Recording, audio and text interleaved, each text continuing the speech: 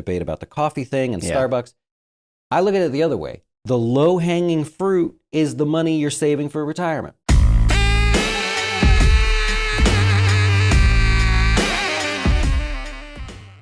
Okay. Are you ready? Yeah. You seem like you look awfully like Rick Grimes today too, by the way. Rick Grimes today. I was actually going for I took a comb and some gel and I did my hair. Yeah. And I was brushing it with an actual just comb and my sides were a little poofy on the sides though. Yeah. So my wife was like, "You look awful." That was her term. She hates it. And so it actually inspired me to keep growing my hair a little longer. No, you look hideous. And so I look hideous.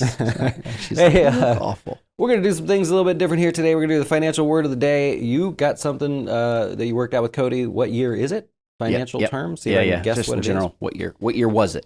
We're going to talk about the importance of these dollars getting sucked out of the damn economy and saving for retirement. I want to give you some tips there to really like a reverse financial advisor tip, man. I want to think the opposite. Let's not think about advisors today. So some good stuff there. And then Eric, well, I'm gonna give away, literally tell you all my secrets.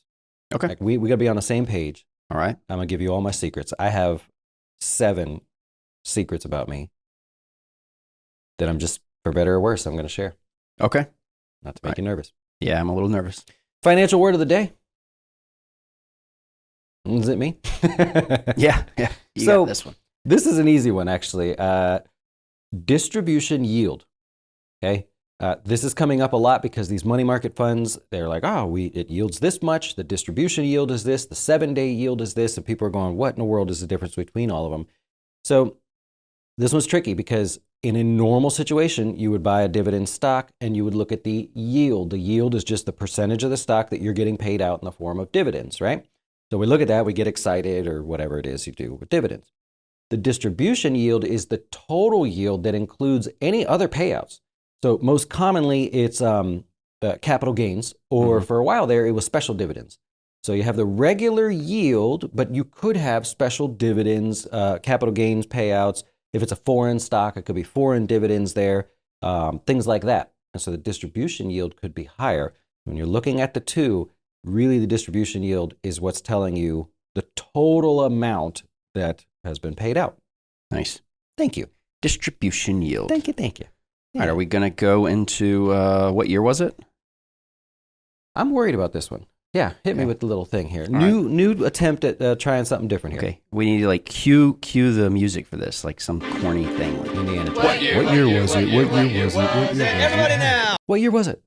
Like Like, something. yeah. You know how the I know. one- Yeah, like All a right. radio show. All right, so what year was it that the Argentine economic crisis happened? The country defaulted on its debt and devalued its currency. It was the same year that the Enron scandal, which exposed the fraudulent accounting practices of one of the largest energy companies in the U.S. and led to its bankruptcy. And it was also the first iPod launch, the debut of Wikipedia, and the release of Shrek. What year was it? What in the hell kind of game is this? I don't like this game.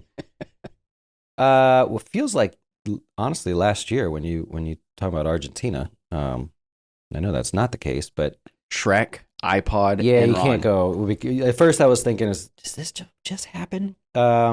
But do I get a plus or minus a year? Do I get any kind of wiggle room here? No, I think you just got to guess the year, but I mean, I'll give you a plus or minus. I'll tell you. God, I want to say late 90s, but to be safe, I'm going to go. No, I'm going to say 99, Go with what you were going to go with a minute ago. 2001. My man, Okay. 2001. Yeah. See, See, I couldn't you remember. started on this 90s thing. I'm like, no, The don't go there. .com thing there. was messing me up because I was like, I know it was in there somewhere, but then I was thinking maybe the .com thing was like sort of overshadowed by that. I can't remember. I was trying to remember the whole Enron thing, and Cody was like, would that give it away? And I'm like, no, I actually don't think that's going to give it away. And then, the iPod, though, kind of led to, okay. So I was trying to remember when the Enron deal happened, actually. I appreciate the extra stuff in there because I wouldn't have got it if you just stopped with the Argentine crisis there. Yeah. Actually, there's a guy that makes funny shirts for like Wall Street people, and it has the Enron logo on it, and it says CFO below it. So like just weird things like that. I saw that the other day. Almost bought some stuff for you. Okay. But some weird shirts. yeah, All right, cool. I thought let's make our own weird shirts. Yeah, I agree. Cheaper. I'm already weird enough. I don't know if I need a weird shirt. That's true. What is that the one? There's only one, right? Mhm. Thank God. That was tough. Yeah, that was it. But actually, you got it. You have yet to win a Two Truths and a Lie from me. You got that. So it's a stronger game for me, kind of like my fantasy football that I've never played ever in life, but I'm leading. Hey, These things is just you're a how it numbers goes. guy. You're a Okay. numbers guy. You're the money ball guy. I'm a numbers guy, and the numbers aren't adding up. I'll just tell you that. The numbers, I see more and more clients, the numbers are not adding up. And I haven't had to say that in years, by the way, but there's so many people that are doing things now, and I'm like, no, Yeah. I can't. I can't just say that works. We're at a point in life where you see mortgages costing more, gas is costing more. You look across the board, chips are costing more. I joke about that. The dollars that we used to have extra, it's tighter. There's less there, right? What's your favorite thing that you've had to buy lately, honestly, that costs more? Food, just food in general. Yeah. Like, I don't know. What's my favorite thing? I thought you were going to say some kind of beer, the weird tasting, like Charlie does. He likes to taste Like all the different breweries, beers. craft Yeah. breweries. Well, he buys a unique one because he's like, oh, it was made on the south side of No, Shady but I Hill. don't really like. Yeah, I've never really focused too much on that, so I don't know. You don't know my wife prices? does. My wife just always complains about the food getting Food more prices. expensive. Yeah. And I'm like, yeah, I could see that. And she's like, we go to the grocery store. It's $100 every time. Oh, boy. That's- Well, you're lucky. Just $100. and she hates my hair, so that's why I'm trying to save money. I was like, hey, food's expensive. Sounds like you might be available soon. I love my wife, happily Yeah. married, so don't even try. We have our differences, but Just the hair. So here's the thing. What do all the financial people do when there's high inflation? They say, oh, you got to get your budget straight. You got to look at those subscriptions, that you cut back on the subscriptions. There's the debate about the coffee thing and Yeah. Starbucks. I look at it the other way. The low-hanging fruit is the money you're saving for retirement. I'm not saying stop saving for retirement. I'm saying know the number that you need. Yeah. So that's a ton of money. You're saving 5% in your 401k or whatever when you only needed to save 3%. Yeah, take 2% of your salary, and that's the extra money that you could have there. I want to show you a quick example here in our little planner here thing. So if I can get this guy going here. So we've got Louis Armstrong here, and it's, of course, fake. It's a 41-year-old in the prime of his life that probably should be using money for something else. We only want to save what we need to save. Yeah. I'm working through this with him. Wants to retire at 62. He's going to live 25 years. Already saved a ton, not a ton, but he's already saved up quite a bit of money for his age. He makes good money, him and his family. He is saving 15% of his salary with a 5% match. Not horribly uncommon to see people do that. Right. And he puts $6,000 into his Roth, right? When he retires, wants to live on 87 and then get 26 is what we factored for Social Security, puts him over the 100,000 mark. And so he's going to take it at 64. Okay, he's not far off. He's going to have a surplus of $304,000. Today, let's pretend he has credit card debt. Yep. Right? He can change, over here on the right, he could change his workplace contribution to 12.2%. And so that's about, let's just say 3% more that he could have. I'm going to put 12% here. There we go. And so he's basically at break even, right? Slight change. What is it? A shortfall of $21,000. Okay, fine. Make it 12.2%. Those extra dollars, now I get it, they might be taxable, but those extra dollars need to go towards the 20% credit card. They may already be gone. You may have just had to buy a new car and the payment was, used to be a couple $100, maybe now it's $600. Yeah. So the money's got to go there. Know the friggin' number before you start cutting subscriptions and doing all of that. It's time to take your best guess, Yeah, if you could really figure out how much you need to be saving to hit your goal for retirement, then you can figure out the rest of life. Yeah. I always say, if you figure out, okay, save the amount you need to save and then build your budget. That way you're able to, number one, live, or possibly like a student coming out of college, they go and buy all these things and they create all the expenses, but they never calculated in how much they should be saving first. Yep. Start with a saving, then figure out how to live. So in other scenarios, current times credit cards, if you are on track for retirement, but you are still continuing to save, but having to live off of credit cards to be able to save, that's not a good choice. Most advisors, everybody's in a business. They need money to come in to make money, but it's a dangerous road to go down. So don't try to oversave, but live off of credit cards to be able to do that. I've seen it. I've actually seen it done. I had to tell people, hey, no, I'm sorry, but quit saving for a little bit. Take care of the credit cards. Then we'll get back to saving. And the reason we do that is like most advisors would say, give me more money, give me more money.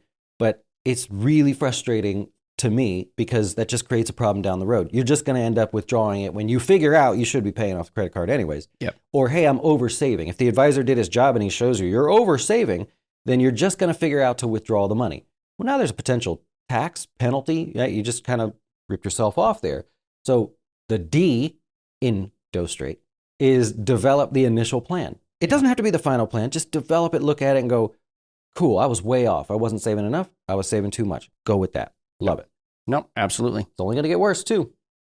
Yeah, it's going to get worse before it gets better. I mean, with inflation and everything, everything's expensive. And it's not just coming down. You're not seeing that. And potentially, I know this is going to air after the report is said, but let's look out for vehicles right now. If everybody goes on strike, then vehicle costs could actually go much higher. Less vehicles out there, more demand for vehicles. We're back to another problem with higher inflation on consumer discretionary things. Yep. And that's not just a scare tactic, right? Ford, General Motors, and Stellantis. That's 50% of all cars that are made here in the United States.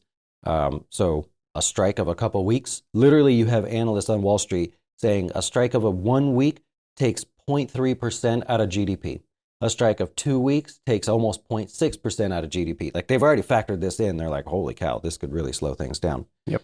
Not a big deal. But Biden said he was going to call. He said there's not going to be any strike. So, there we go. We'll just My take boy care from, of that. My boy, what does he say he's from? Scranton? The good old Joe from Scranton. Yeah, he said Or Scranton or Ohio or whatever it is. he said he was going to make the call. I'm hopeful. Take care of this. Pick up the phone. Get this thing done. All right. What do we got here? What has 4 wheels and flies? 4 wheels and flies. I don't know. A garbage truck. Excuse me? A garbage truck has 4 wheels. Yeah. And flies. flies. And flies. There you I was, go. picturing it There through you the go. sky there. Okay. So, okay. That was a good one there. I'm sorry to laugh so loudly because in Hawaii you can't laugh loudly. It has to be aloha. Jeez. Okay. Hey, let me give you some secrets about me, man. All right. I want to expose myself to you guys so that you know, right? So I'm just going to rattle them off here. These are not truths and lies, just secrets. The first one is I don't actually know what ESG is, and I think at this point it's too late to ask. So, doing that. We manage money. It's like, so you don't know what ESG is. No. But you say don't buy that fund. Is that what you're saying? Oh, I don't know. I don't know what to say. So the car that I have now, when I'm not driving my truck, I didn't actually buy it because I needed a new car. I just forgot where the other one was. So got that one. I have 4 fingers on my right hand. And when I was born, they gave me to my mom and she said, that's not my baby. And so they did tests on me and I still get paid to this day for those. When I was a kid, my dad took me snipe hunting, but I actually caught one. He was disappointed. Some of you. I know of snipe hunting. My wife buys 2% milk. I'm still not sure what the other 98% is. I can tell you. Haley remembers this. I once threw a beer at a swan, but then the swan attacked her. So.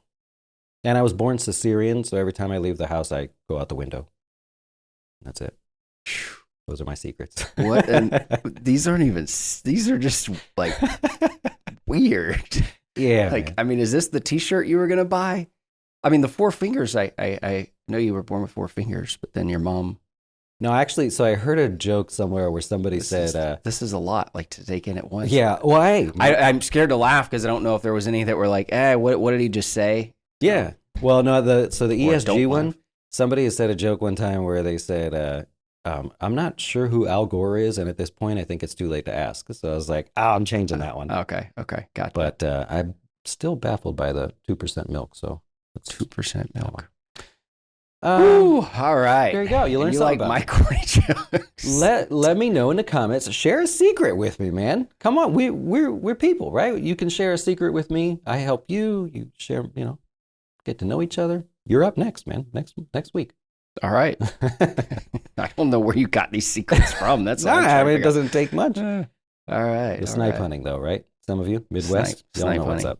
Hey, they did that in Florida too. Hey, everybody, let's go snipe hunting. Yeah, you wait out here and just wait for them, okay? We're gonna get them to you. Oh, no, I had to do the pots and pans, run Oh, around. you had to do Snipe, all snipe, that? snipe, snipe, snipe, snipe. Okay. Okay. But I actually caught one. All right. We better get out of here. All right. Yeah. Goodbye. Adios. Godspeed those of you that work for GM, Ford, or Stellantis.